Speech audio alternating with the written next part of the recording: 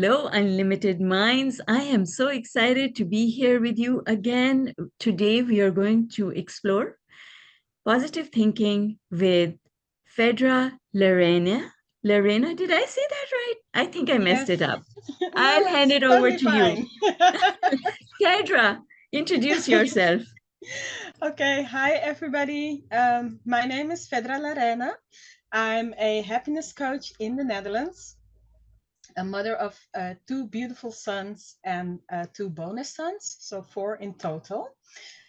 And well, I've been in real estate for more than 16 years. I've been a real estate agent, I've been an interior designer, and I made people happy with new houses, with interior design. And but what people know about me now is that I'm a happiness coach. I genuinely feel happy now myself, and I get to help other people feel happy as well. But it wasn't always like that, because I've been in a pursuit of happiness for Mm, almost all my life. I mm. just wanted to reach that point in the Me too. future. Yeah, I think a lot of people, I just wanted to reach that point in the future where I would finally be happy with my husband and my sons, reaching all my goals. If I would just work very, very hard and I would just reach that point, I would be happy. That's what I thought. So I did work very hard. I worked two jobs. I had my own business. I was taking care of my family. When my husband got sick, I took care of him as well. And I just kept keeping the focus on, okay, that point in the future, that's what I'm aiming for. I need to get there and I'll do whatever it takes. Until one Sunday morning, and my husband wanted to talk to me. Did I just hear him say divorce? After 17 years? Divorce? Why? What's going on? I'm taking care of you. I've been next to your sick bed for months. Another woman? How did that happen? When did I give you time and space to love another woman? What's going on? I've been working for our future, so what do I do now? My heart broke into a million pieces. And I cried. Every morning I woke up, I cried. And every evening I went to bed, I cried. I cried so many tears. I started to get dehydrated. And at that point, I started to feel thirsty, thirsty to live again, to smile again, to have joy again. He was living his life with that other woman. And I'm in bed crying? No. I had to save myself. I had to become my own hero. I needed to heal my heart and make myself happy.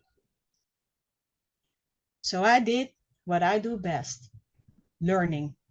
I started to do research, trying to find out, like, okay, what can I do then? How, trying to get to know myself better. How do I get happy? And I was amazed when I found out that there's actually a science of happiness. So I started studying that. And I started to apply all these happiness activities to my own life.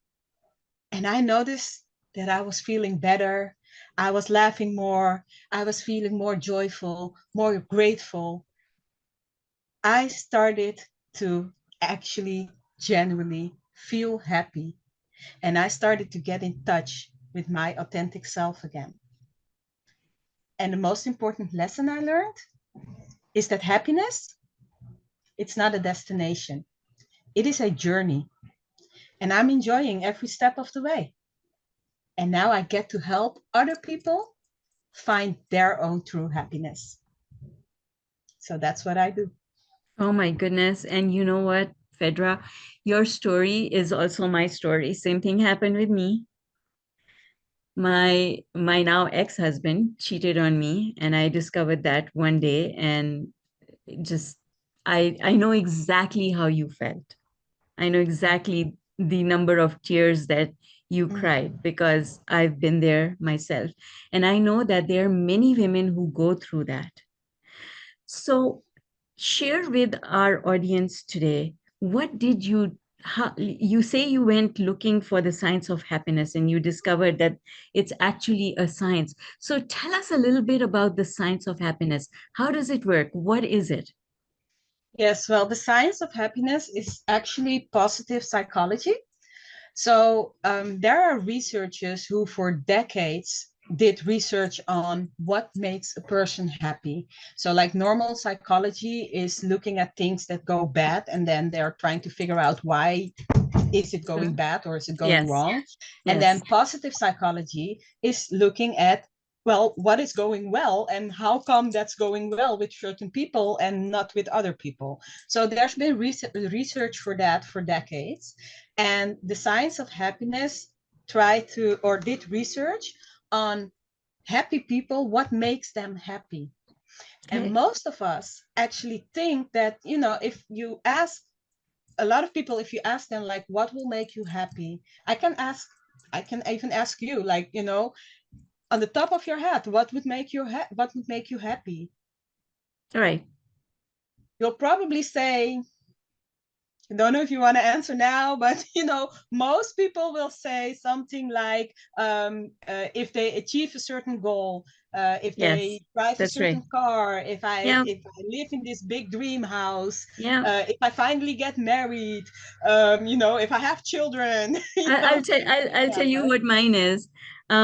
When I get to the TEDx stage, then I will be happy. That's one too. Yeah, Right? right. So that would be amazing. I'd love to watch your TEDx. So, but yeah, the scientists discovered that your happiness, 50% of it is like just the way you are, the way you're born and raised. It's in your DNA. Mm. It's like that's just some people are like positive and some people are, the glass is like almost always half full or half empty. So, It's like how people are, just like how they are. That's like 50%. so is it changeable? Yeah, because we have another 50%, right? Okay. Tell me about it. So the other 50%, 10% of that, that's stuff like houses, cars, TEDx talks, Okay. So stuff it's like that. So material things, all, material all things. those material things and Yeah. things from your surrounding, Right. that's only 10% of your happiness. Okay. It influences only 10% of your happiness. Okay. So Wow. then we still have 40%, right? Right. And that 40% is your own behavior. So Ah, that is good news because that okay. means that we have influence on 40% of our own happiness. Okay. That's So a let me lot, right? summarize what I understood from that. Is like if the pie of happiness was 100%, 10% of that is material things and goals. Surroundings, yeah. Yeah. 50% is just my DNA. And 40% is my behavior or my attitude towards life.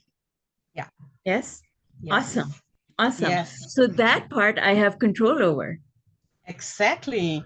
And the scientists even went further because in that 40% that you have control over, Yes. they actually research like, okay, so what are the things that you Right. can do or change or I work was on? just going to ask you that. Like, what do I do? Okay. Yes, they figured Okay. that out Tell for us. us as well. Okay.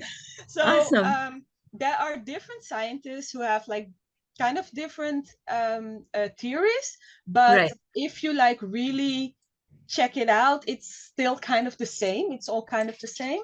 Okay. I use the theory of a scientist called Sonja Lyubomirsky. I hope I pronounce her name right because it's quite a difficult name, but she's amazing. She wrote a lot of books on happiness, and she stated 12 happiness activities that you can do in order to feel happier. Okay. Are you And going to share with us what those are? I can share with you what they are.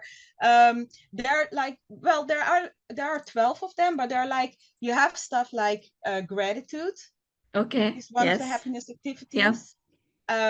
Savoring life joys is Mm. one of the activities. Um, Working towards your goals, so not even reaching them, working towards them. That's Mm-hmm. what actually can make you happy. Okay. But you also have like um, some most people find it more difficult stuff like forgiveness. Okay. That's for most people a heavy one, but it's also a happiness activity. Right. Um, your relationships, working on your Right. relationships, Right. um, working on your health, on your physical health and your mental Right. health, Right. getting into flow.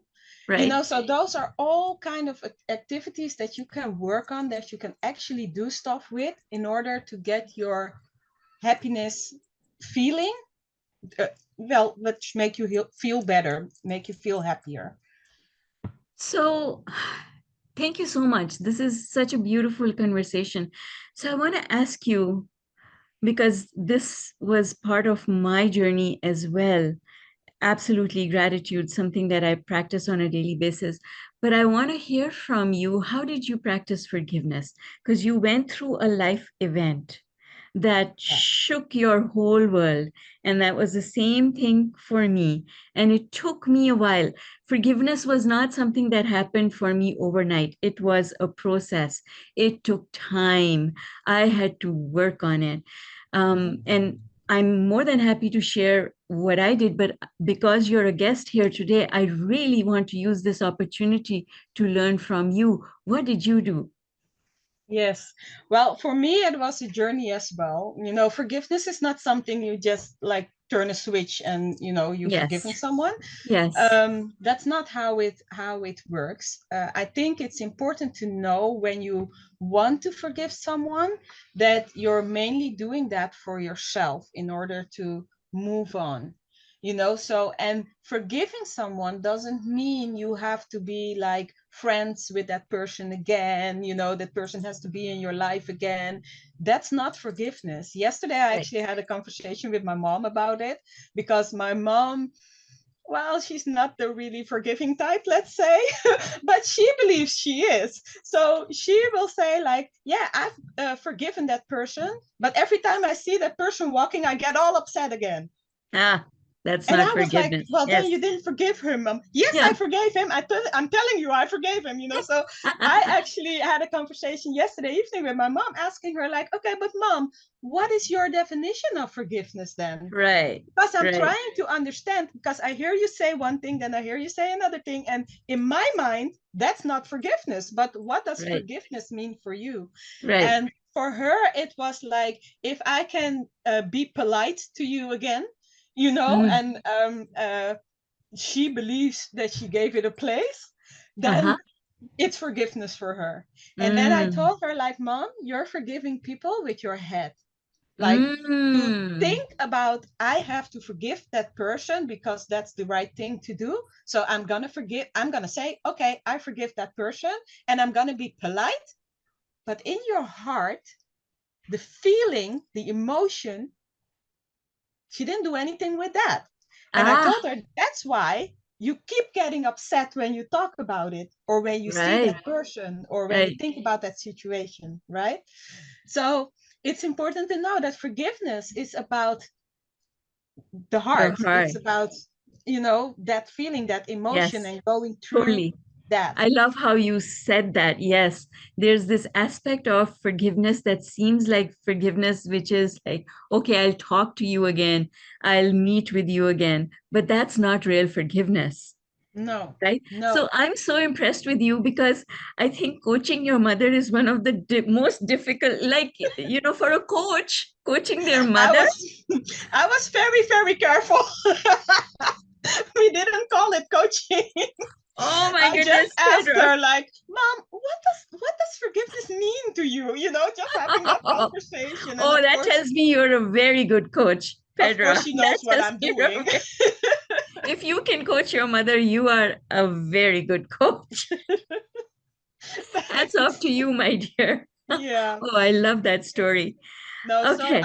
so going back, I when I just got my divorce, well, actually when we just separated, when he told me he wanted a divorce, I really was struggling with the whole forgiveness issue, actually immediately, Mm. because I'm raised a Catholic woman, Oh. and I was like, oh, I need to forgive. Mm. My faith Hmm. is telling me to forgive, so I have to forgive. I Right. didn't give myself the chance to grieve, to be very sad about it and stuff like that. I was very sad about it, but I was like thinking all the time, like, okay, no, but I need to forgive. So how do I forgive? And I couldn't even like say something nice and his name in the same sentence anymore, because I was so heartbroken. So I was like, okay, but I need to forgive. How do I forgive? How do I forgive? It was like really a thing for me. And then I actually, months later, I talked to my church about it. And they told me, like, yeah, okay, but if you're already like thinking about that you want to forgive the person, you're on the right path. And that Yes. gave me so much relief, because then I was like, oh, okay, I get to take the time for this. And I, then of course it's like, okay, but how do I go yeah. among, how am I going to do that? But I'm glad you And brought that up, Phaedra, because for a lot of us, our religion or whatever culture we are brought up in plays a big role in how we treat this whole idea of forgiveness. Go yeah, ahead, tell us more. What did yes. you do then? So then I was thinking, like, okay, I want to be able to get to that point where I can forgive him, but I decided to work on me first. So I needed to find out first, like, what do I want? Who am I? Mm, What do I need? And mm, I just noticed that the more I was like working on all those things, so actually, yes, doing all the other happiness activities, yes. it made it easier to get to that forgiveness point, because I wasn't in my mind, I wasn't that busy with him anymore. For me, it was also the woman he had an affair with. She lives in our same neighborhood. So they Okay. live in the same neighborhood, Oh, that makes it so much So harder. I was Oh, confronted with them like on a yes, daily basis. And yes, um, I'm not, the pandemic is like a whole other thing, but we had the lockdowns.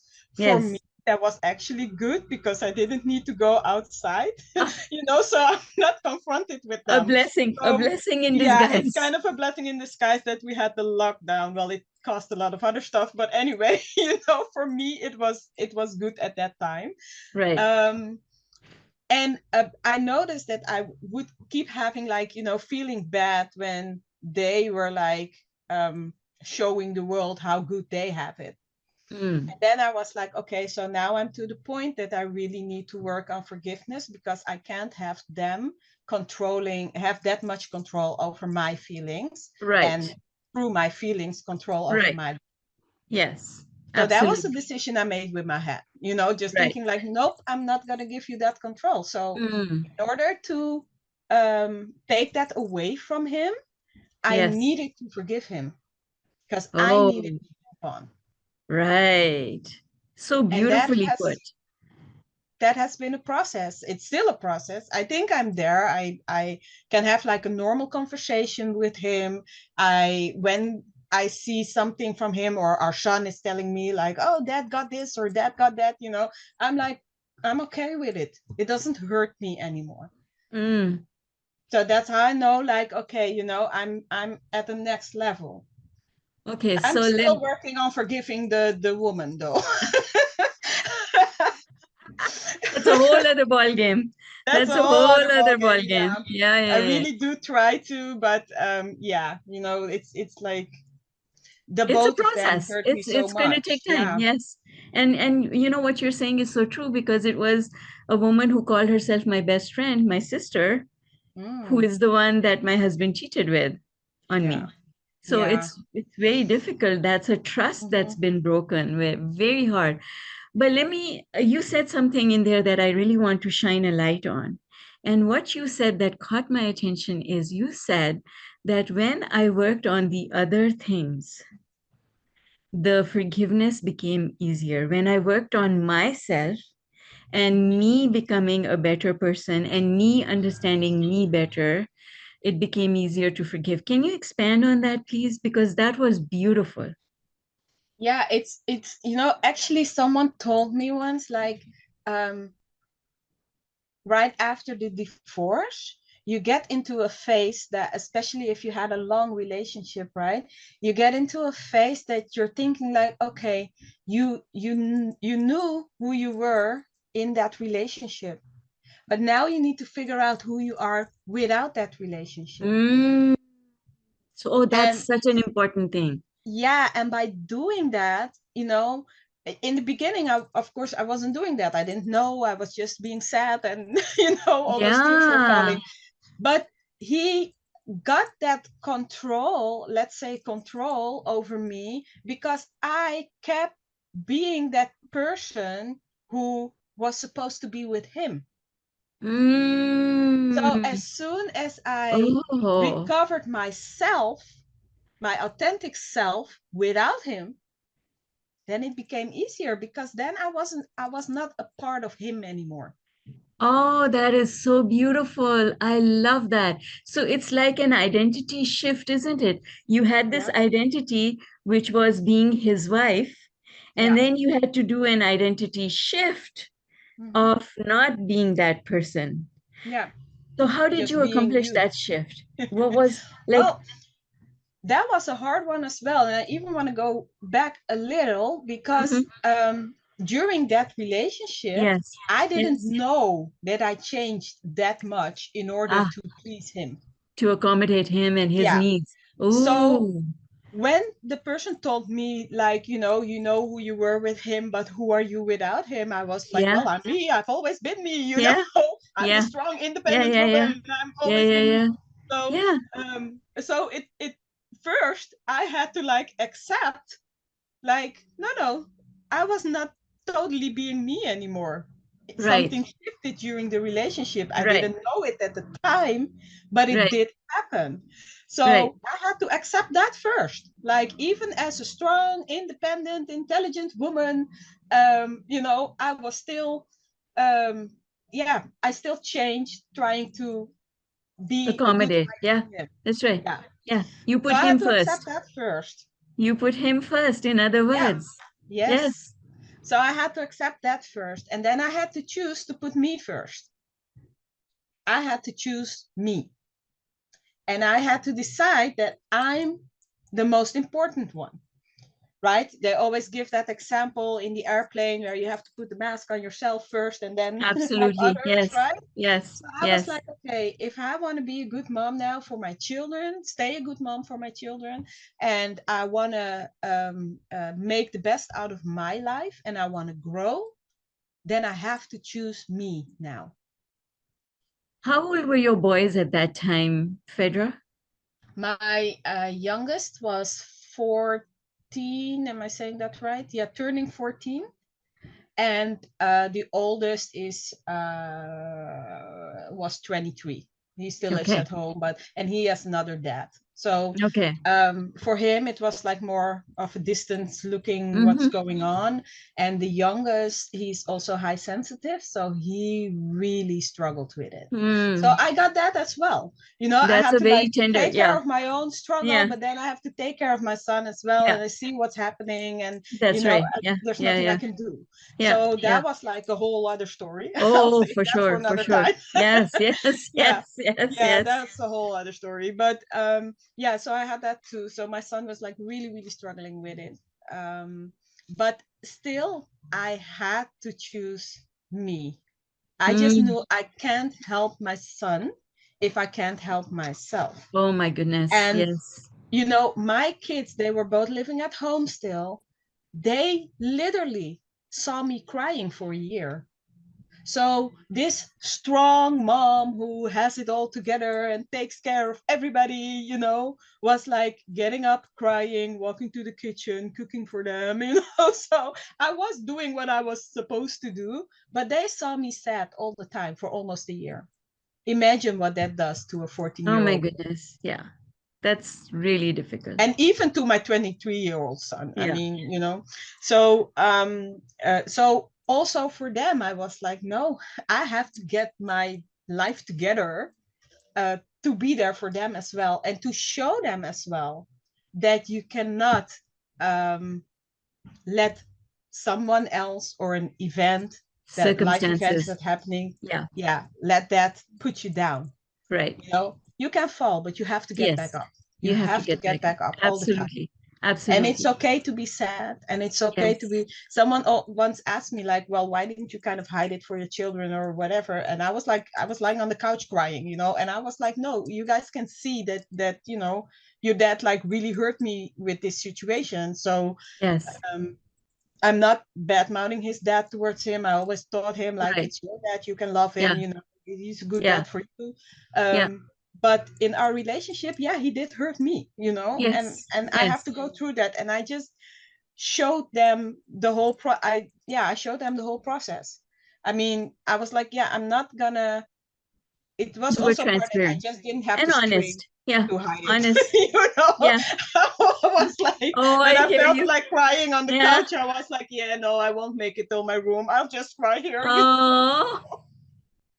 So yeah, Oh my goodness, there's so many people out there who can resonate with that, who understand exactly what you're talking about. And I sure do understand what you're yeah. talking about. And Yeah. I think it's okay, you know, to show these emotions to your children as well. Just talk to them. Yes. You know, when you're, the moments you're not crying, you know, Right. you Yeah. talk to them and explain to them what's going on, but also explain to them that they are entitled to feel the way they feel, you know. Yes. So Yes, we should um never brush our feelings under the carpet no, because, like I heard Sean Smith say the other day that emotions that are buried alive never die, yeah, right? And exactly, I think that that is such an important concept. If you don't clean it up, it's still there. yeah, yeah, But that that is so cleanup is true. time consuming. That cleanup takes a lot more time than it does to clean your house. Definitely, definitely, but it's also so much more worth it though, you know. So Oh, for sure yeah, it is. And so yeah, this is how you started, you became a coach and someone who trains people and helps them to learn how to be happy. So tell me, what are the types of people you work with? Like who do you want, whose life do you want to change? yeah. Well, actually, I always say I dream of a world full of happy people. That's like my Mm, ultimate goal, you know, because happy people are successfuler in, more successful in everything that they do. right. So, and the feeling that I got to create for myself, um, I wish everybody would have it. You Mm, know, everybody would be that happy. right. So, but of course, I'm well aware that I can't like single-handedly change the Yes. whole world. Yes. So I'm starting kind of with people who, in that sense, look like me. So people who have their stuff together, doing stuff. They might have some struggles in their life, but you know, they're positive, they're doing what they need to do, and then things happen to them. It might be a divorce, it might be the loss of someone, but it also might be losing your job or something, but something, a main Emotional. event or an Yeah. event that has a main impact on your Mm-hmm. life, Mm-hmm. and that makes you like fall again. Right. Right. And this time, when you get up, because you're probably already a person who, whenever he falls, gets back up.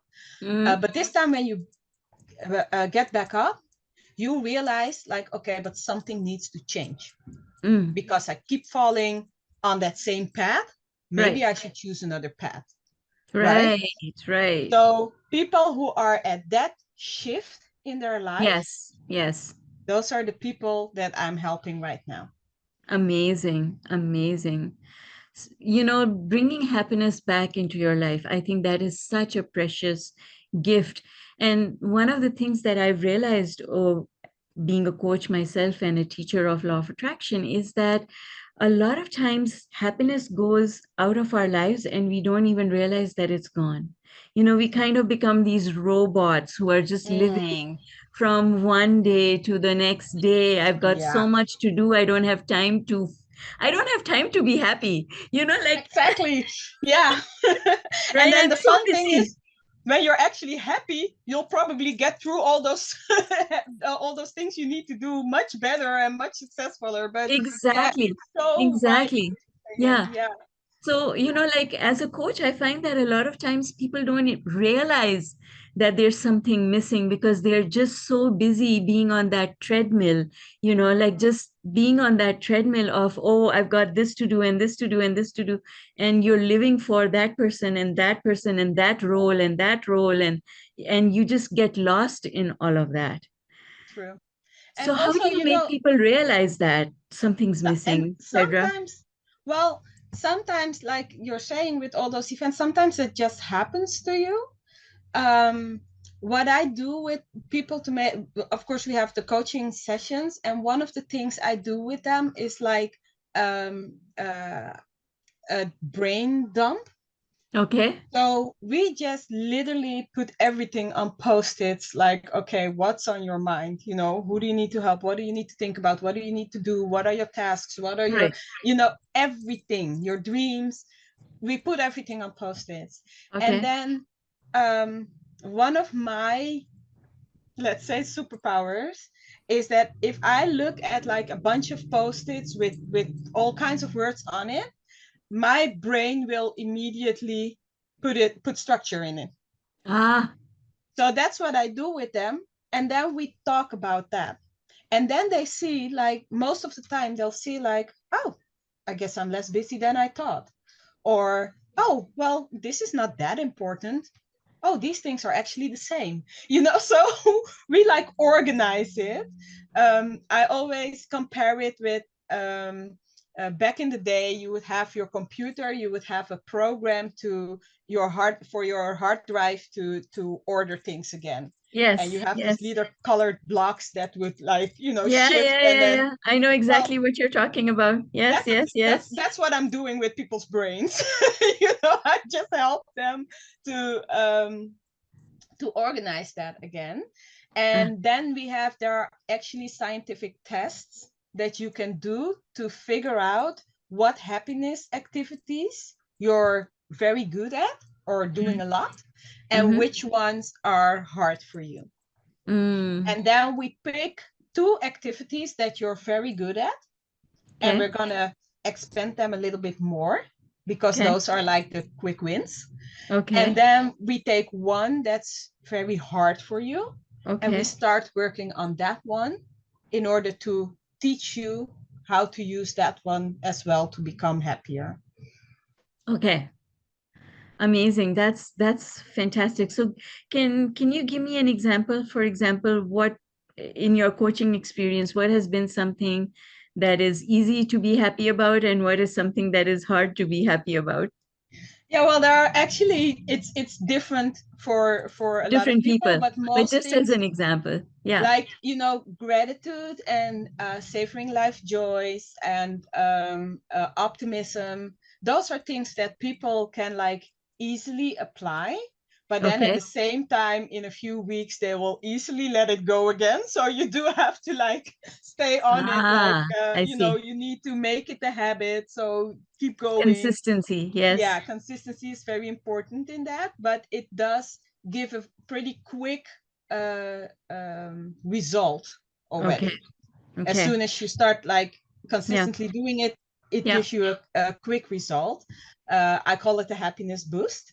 It will make you, if for 2 minutes now we will tell each other how grateful we are for certain things, at the end of the 2 minutes, we are happier than before the 2 minutes. Amazing. So it's Okay. like really a happiness boost. And yeah, the by far hardest thing for people is forgiveness. Mm. And Okay. actually also working out. So your Ah, your physical health, if you're not a person that goes to the gym and stuff, that's a hard that's one for hard one. people as well to Ah, be to consistent make, in. yeah, Yeah. okay, okay. That's amazing. So, Fedra, before we close the call, what are some of the things that you want to leave our audience with? What, four or five or three important tips that you want to share with everyone?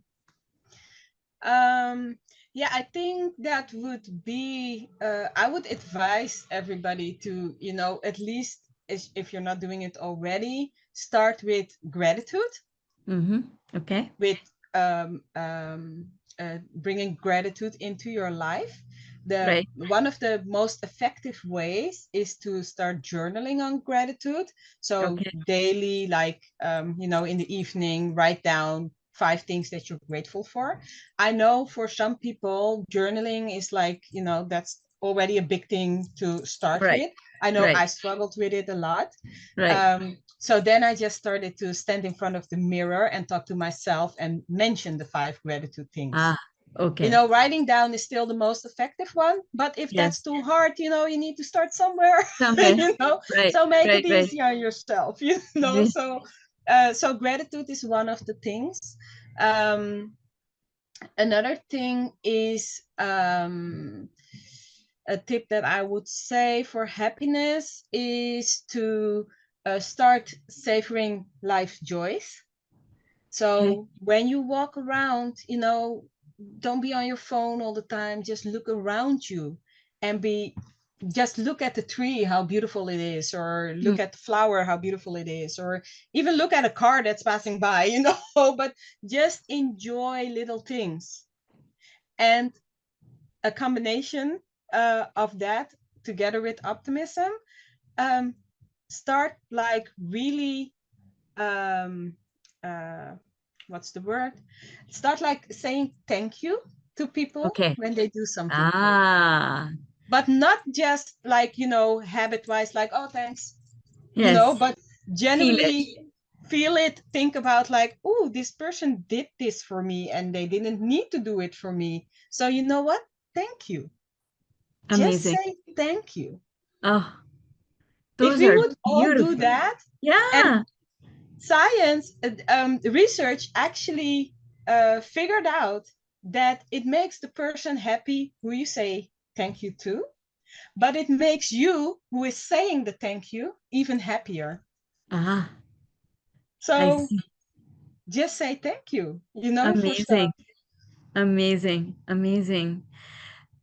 I want to ask you a question that's just coming to me. How does happiness affect our health?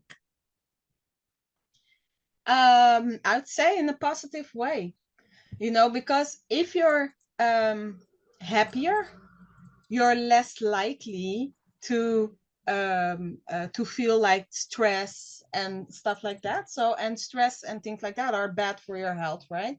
So happiness will actually help you feel better. And if you work on all of the happiness activities, Right. one of them is taking care of your health, your mental health and your physical Ah, health. okay. So that will help you as well. Okay. Go walking, do Yes. meditation, stuff like that. So yeah, it definitely has a positive effect on your health as well. Amazing. So, Fedra, where can people find you if they want to follow you, connect with you, hear more about you, and just experience more of what you have to offer? Yes, well, I have a website. It's in Dutch though, but Google I Translate. think Google Google can translate Google it. Yeah. Translate. So Yes. yeah, I have a website called La Reine Okay. dot NL.